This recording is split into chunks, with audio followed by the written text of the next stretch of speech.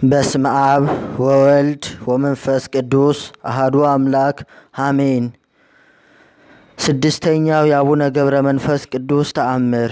ልመናው ይደረግልን በረከቱ ይደርብንና አቡነ ገብረ መንፈስ ቅዱስ ያደረገው ተአምር ይሄ ነው ለዘላለሙ አሜን።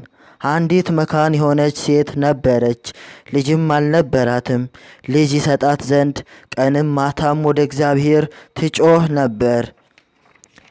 አንድ ቀንም ወደ ቤተ ክርስቲያን ስትሄድ ቀድሞ ስለ እሷ የተናገረላትን መበለት አገኘቻት።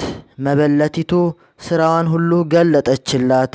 እግዚአብሔር ይቅር እንዲላት ኃጢአቷን እንዲያስተሰርይላት ስራዋንም በሰው ፊት እንዳይገልጽባት በአቡነ ገብረ መንፈስ ቅዱስ ጸሎት መማጸኗን ምኞቷም እንደተፈጸመላት ጽንሱ በማኅፀኗ እንደተሻረ ነገረቻት።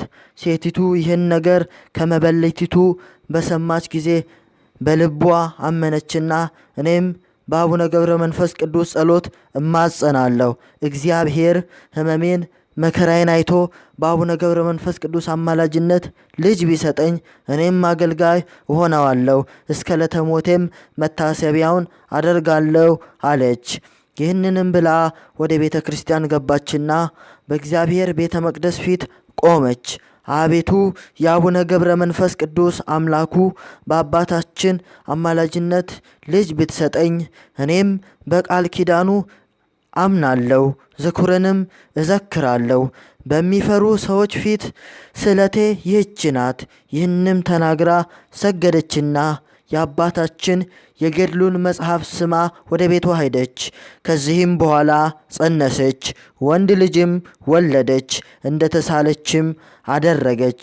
ልመናው ይደረግልን በረከቱ ይደርብን ለዘላለሙ አሜን።